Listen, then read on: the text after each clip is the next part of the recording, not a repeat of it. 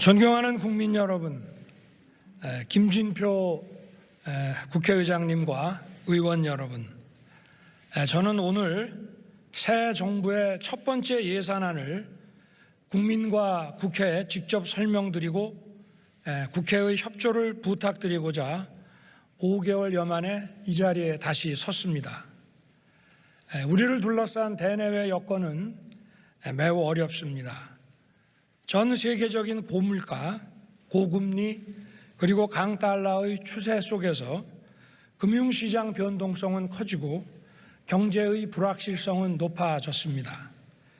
취약계층과 사회적 약자들이 입는 고통은 점점 커지고 있습니다.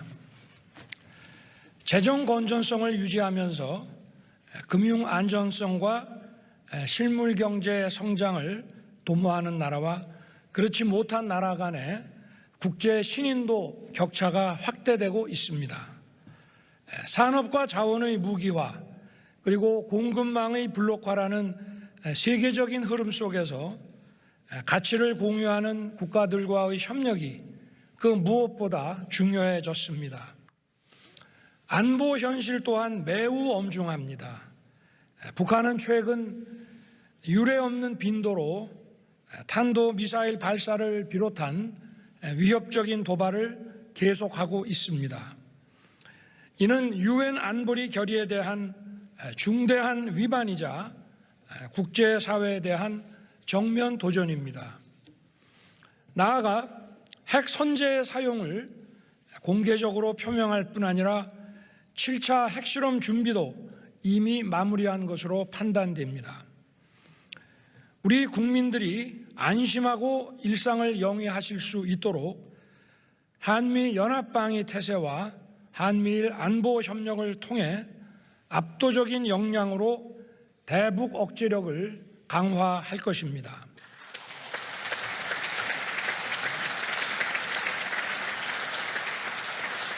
북한이 비핵화의 결단을 내려 대화의 장으로 나온다면 이미 취임사와 8.15 경축사에서 밝혔듯이 우리 정부는 담대한 구상을 통한 정치 경제적 지원을 다할 것입니다. 경제와 안보의 엄중한 상황을 극복해 나가기 위해서는 여야가 따로 있을 수 없습니다. 국회의 협력이 절실합니다.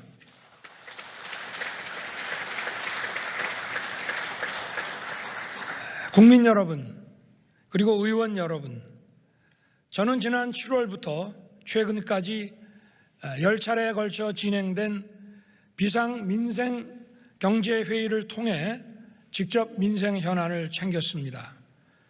물가 상승의 충격이 취약계층과 사회적 약자에게 전가되지 않도록 공공임대주택의 임대료 동결을 연장한 것을 비롯해서 연료비, 식료품비, 생필품비도 촘촘하게 지원하는 한편 장바구니 물가도 챙겼습니다. 폭우와 재난으로 인한 피해 복구와 지원에도 매진해서 서민들의 일상 회복에 최선을 다했습니다. 우리 경제의 버팀목인 수출 경쟁력을 강화하기 위해 역대 최대 규모인 351조 원의 무역금융을 공급하는 한편 6조 원 규모의 안심 고정금리 특별대출과 50조 원을 상회하는 채권시장 등의 안정화 조치를 취해 중소기업을 살리기 위한 유동성 공급도 시행한 바 있습니다. 나아가 우리 경제의 미래 먹거리를 찾기 위한 산업의 고도화, 미래 전략 산업 육성에도 박차를 가하고 있습니다. 이번에 정부가 제출한 예산안에는 우리 정부가 글로벌 복합 위기에 어떻게 대응할 것이며 어떻게 민생 현안을 해결할 것인지 그 총체적인 고민과 방안을 담았습니다. 지금 우리 재정 상황이 녹록지 않습니다. 그동안 정치적 목적이 앞선 방만한 재정 운용이 결국 재정 수지 적자를 빠르게 확대시켰고 나라 빚은 GDP의 절반 수준인 1,000조 원을 이미 넘어섰습니다. 세계적인 고금리와 금융 불안정 상황에서 국가 재정의 건전한 관리와 국제 신인도 확보가 그 무엇보다 중요합니다. 뿐만 아니라 경제 성장과 약자 복지의 지속 가능한 선순환을 위해서는 국가 재정이 건전하게 버텨주는 것이 매우 중요합니다. 정부는 지난 7월에 국가재정전략회의를 통해 건전 재정 기조로 내년 예산안을 편성하기로 확정한 바 있습니다. 내년도 총 지출 규모는 639조 원으로 2010년 이후 처음으로 전년 대비 예산을 축소 편성했습니다. 정부는 역대 최대 규모인 24조 원의 지출 구조 조정을 단행한 결과 재정 수지는 큰 폭으로 개선되고 국가 채무 비율도 49.8%로 지난 3년간의 가파른 증가세가 반전돼서 건전 재정의 전환점이 됐습니다.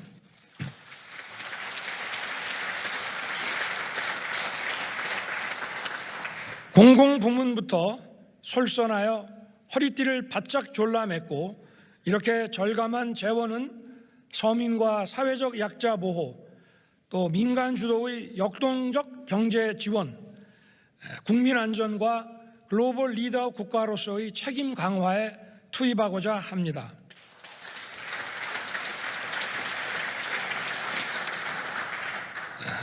사랑하는 국민 여러분, 그리고 존경하는 의원 여러분, 그리고 이 자리에 함께해 주신 대법원장님, 헌법재판소장님, 선거관리위원장님, 그리고 감사원장님, 경제가 어려울수록 더 큰 어려움을 겪는 사회적 약자를 보호하는 것은 국가의 기본적 책무입니다. 우리 정부는 재정 건전화를 추진하면서도 서민과 사회적 약자들을 더욱 두텁게 지원하는 약자 복지를 추구하고 있습니다.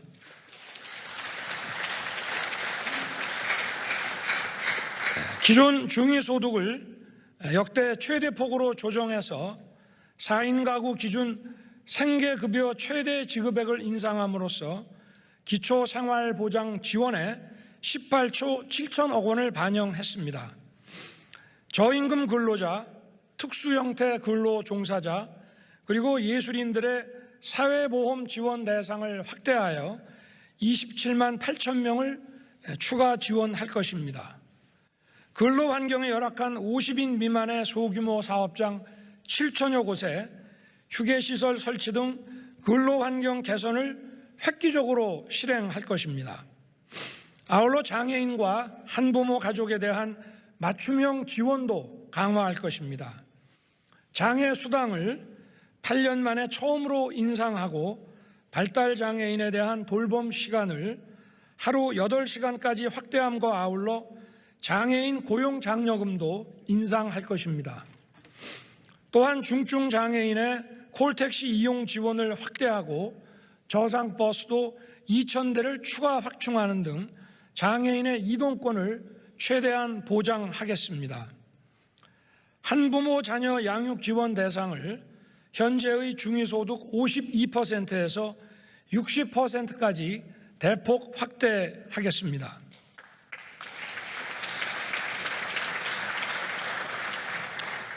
올해 폭우 피해에서 드러났듯이 반지하 쪽방 거주자들의 피해가 많았습니다. 이분들께서 보다 안전한 주거 환경으로 이주하실 수 있도록 보증금 무이자 대출을 신설하고 민간 임대주택으로 이주할 경우 최대 5천만 원까지 지원할 것입니다. 또한 전세 사기의 피해자에 대한 신속한 보호를 위해 최대 1억 6천만 원 한도의 긴급 대출 지원도 신설하였습니다. 우리 청년들에게는 청년 원가주택과 역세권 첫집 5만 4천 호를 신규 공급하고 청년들의 중장기 자산 형성을 지원하기 위해 청년 도약 계좌를 새로 도입하는 한편 청년 내일 저축계좌 지원 대상 인원을 확대하겠습니다. 어르신들께는 기초연금을 인상하고 양질의 민간사회 서비스형 일자리를 확대해서 안정적인 노후 생활을 지원하겠습니다. 물가 상승으로 인한 서민들의 필수 생계비와 장바구니 부담을 덜어드리기 위한 예산도 적극 반영하였습니다.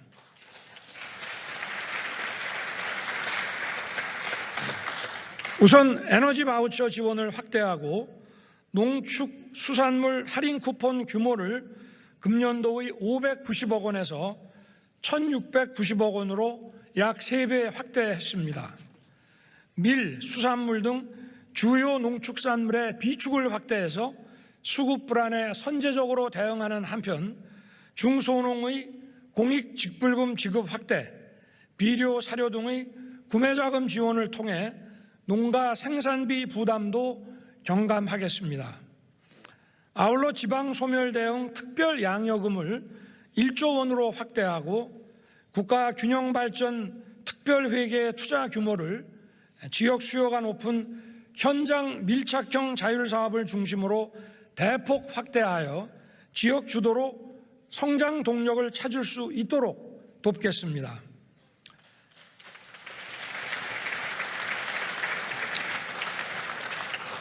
첨단 전략 산업과 과학기술을 육성하고 중소벤처기업을 지원함으로써 새로운 성장 기반을 구축하겠습니다.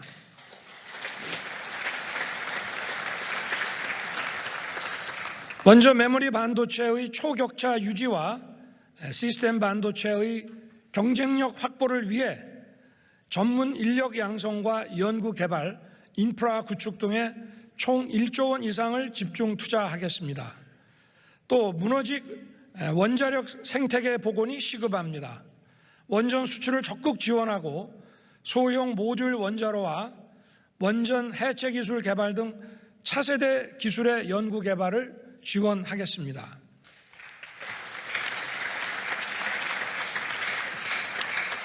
양자 컴퓨팅, 우주항공, 인공지능, 첨단 바이오 등 핵심 전략 기술과 미래 기술 시장 선점을 위해 총 4조 9천억 원의 R&D 투자를 지원하겠습니다.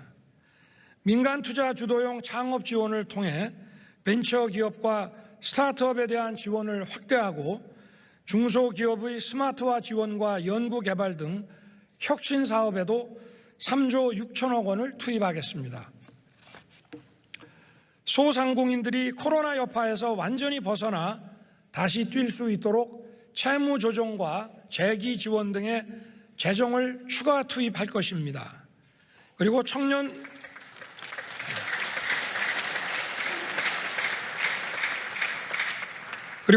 농업인에 대한 영농 정착 지원금, 맞춤형 농지와 금융 지원 등을 패키지로 제공해서 농업 혁신을 주도할 수 있도록 돕겠습니다.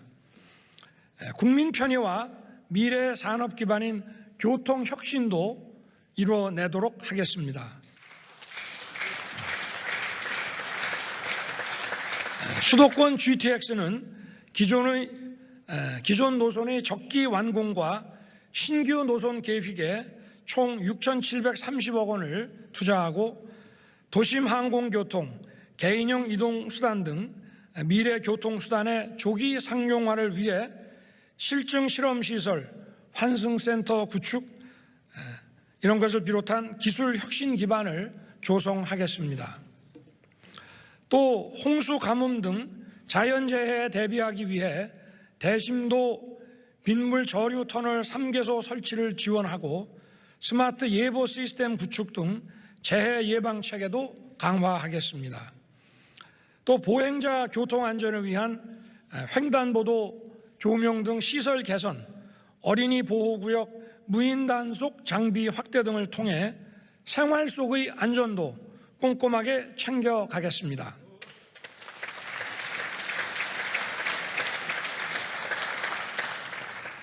튼튼한 국방력과 인류 보훈, 장병의 사기 진작을 통해 누구도 넘볼 수 없는 강력한 국가를 만들겠습니다.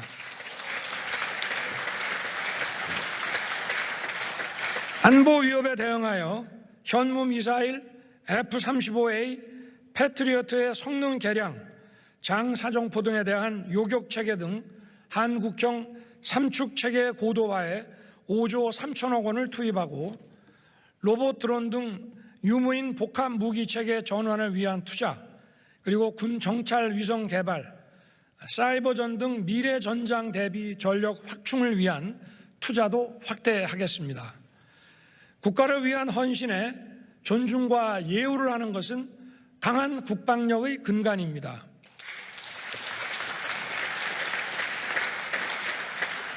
국민과 장병의 눈높이에 맞도록 병영 환경을 개선하고 사병 봉급을 2025년 205만 원을 목표로 현재 82만 원을 내년에 130만 원까지 인상해서 병역 의무 이행에 대한 합당한 보상이 매년 단계적으로 이루어지도록 하겠습니다.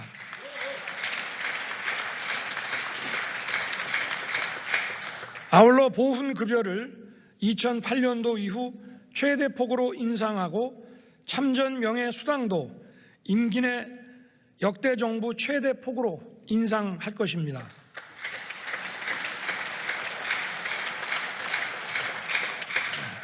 격화되는 경제 블록화 물결에 대비하여 경제 안보 역량을 강화해야 합니다. 공급망 위기에 대응하기 위해 해외 자원개발 투자를 확대하고 니켈, 알루미늄 등 광물 비축, 그리고 수입선 다변화 추진을 위해 총 3조 2천억 원을 투자할 것입니다. 유엔 연설에서도 밝혔듯이 국제사회에 책임있게 기여하지 않고서는 우리의 국익도 제대로 지켜내기 어려운 것이 엄연한 현실입니다. 정부는 글로벌 리더 국가로서의 책임과 역할을 다하기 위해 공적 개발 원조를 4조 5천억 원으로 대폭 확대하였습니다. 이를 통해 해외 긴급 구호 지원과 저개발국과 개도국을 대상으로 원조를 확대할 것이며 글로벌 보건 안보와 백신 개발 지원에 주도적 역할을 수행해 나가겠습니다.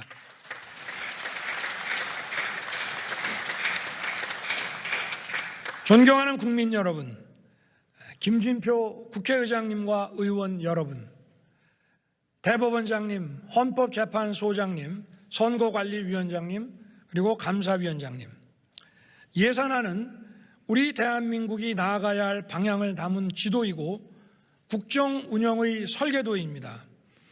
정부가 치열한 고민 끝에 내놓은 예산안은 국회와 함께 머리를 맞댈 때 완성할 수 있을 것입니다.